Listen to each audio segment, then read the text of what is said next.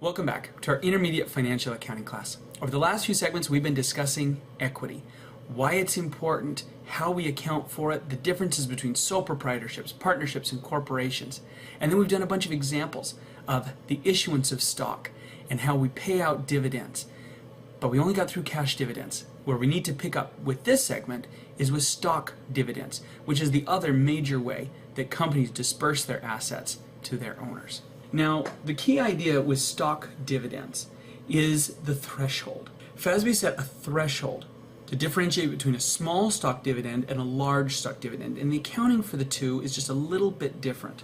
So what FASB decided was anything less than 20% was a small stock dividend, and with a small stock dividend you record the market value of the new shares. Then they decided that anything above 25% was a large stock dividend. And in this case, you would record the par value of the new shares. Now, if you're anything like me, when you saw those thresholds, you got a little bit annoyed. Wait a minute, how could FASB split the threshold like that? Why would they do less than 20 and greater than 25? I mean, how are we supposed to record percentages in the middle? Well, the answer is it depends on who wins the argument. If the controller wins, you record it as a large stock dividend.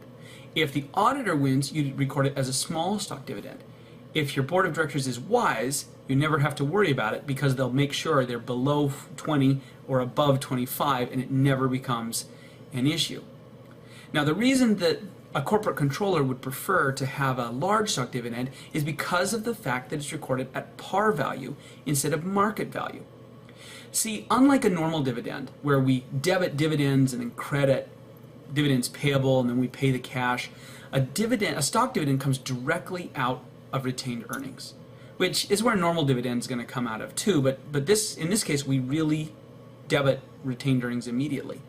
So if I have to record full market value on a dividend, I could be in big trouble really quick. It would be an easy way to liquidate a lot of my retained earnings.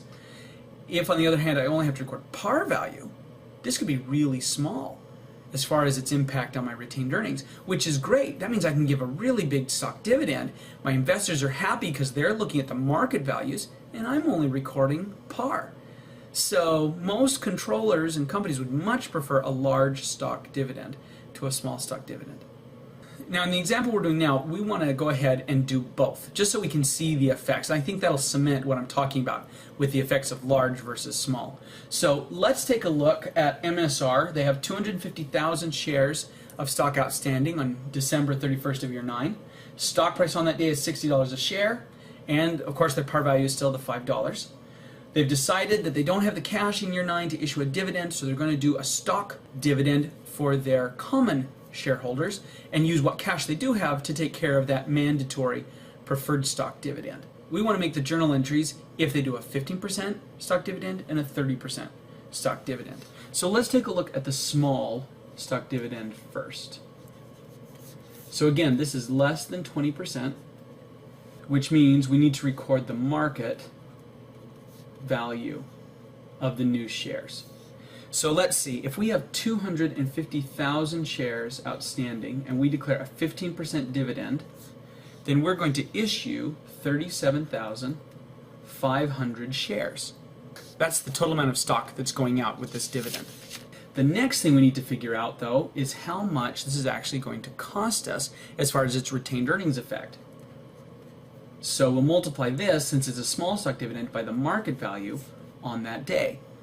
37,500 times $60 per share is $2,250,000.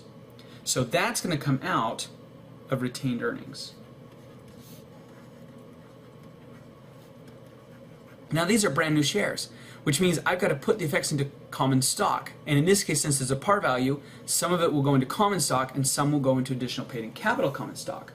So let's see, 37,500 times $5 means that the par value of these new shares is $187,500. So that's going to go into my common stock account, 187,500. And the difference, additional paid in capital, common stock.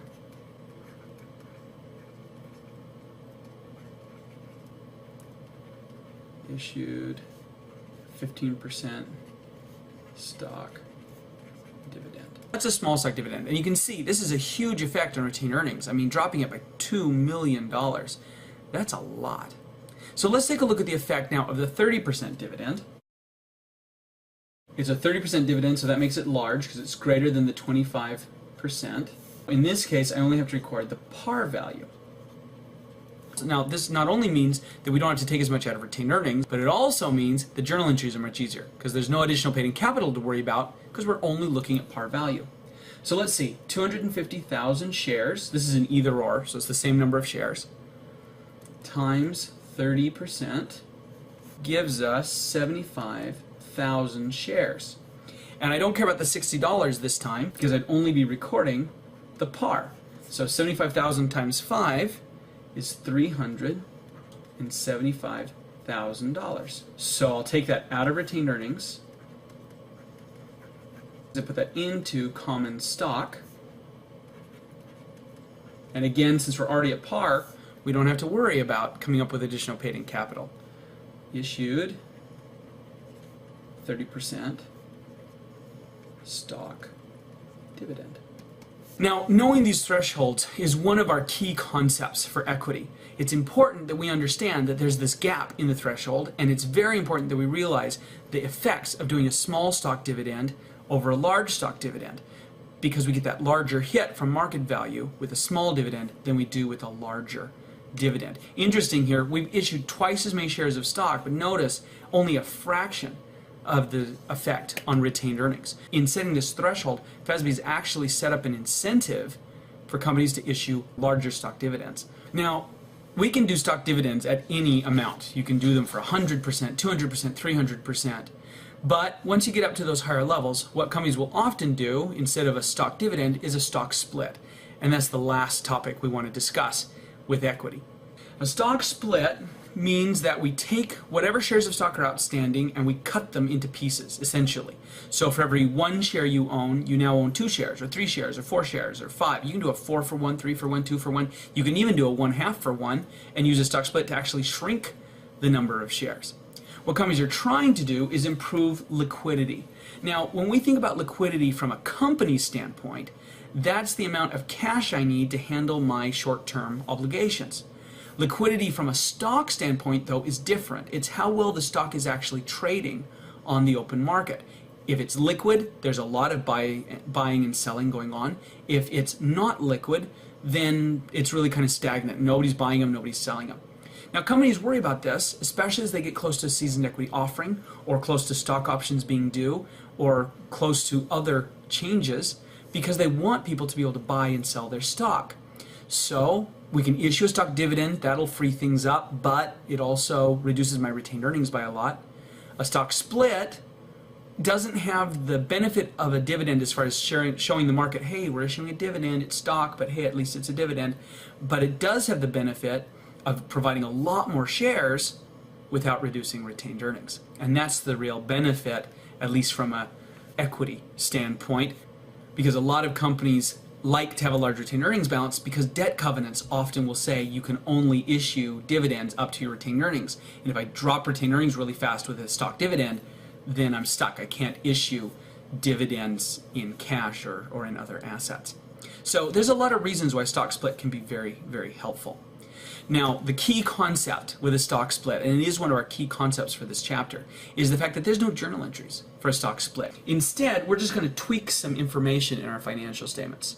So first off, we're going to reduce our par value. So if I do a 2-for-1 stock split and my par value has been the $5 that we've been using through this whole example, now my par value is $2.50 because for every 1 share there's now 2 shares, so the par value splits in half as well. In addition, earnings per share is going to change. Why? Because instead of having 1 million shares issued, I now have 2 million shares issued. And when I divide by a larger number, I'm going to get a much smaller earnings per share. Finally, we have to add some notes to our financial statements. So you probably remember we set up a note under common stock that said 1 million authorized 500,000 issued and 450,000 outstanding. If I do a 2-for-1 stock split, then this becomes 2 million authorized, 1 million issued, and 900,000 outstanding. So this is another difference between a stock dividend and a stock split. If I issue a stock dividend, it doesn't affect my treasury stock. Those shares don't increase. I only give it to those who actually have stock outstanding. But if I do a stock split, it splits all of my shares. And again, I can go from 1 to 2, 1 to 3, 1 to 10, 1 to 100, or even 1 to a third, 1 to a half, 1 to a 3/4, etc. I can do all kinds of splits depending on what my needs are. This is pretty cool. Companies have this kind of flexibility to change the way their equity looks. And again, no journal entries, doesn't affect the balances in any of our accounts, just a few notes in the financial statements, and we should add, we need to describe in our footnotes what we've done and how it's affected our numbers, etc., since that would need to be there too. Stock splits was the last of the topics that we needed to cover about equity, which means we've now finished our discussion of the equity section of our module and actually wrapped up our entire discussion of liabilities and equity. And with that, we'll see you next time. Thanks.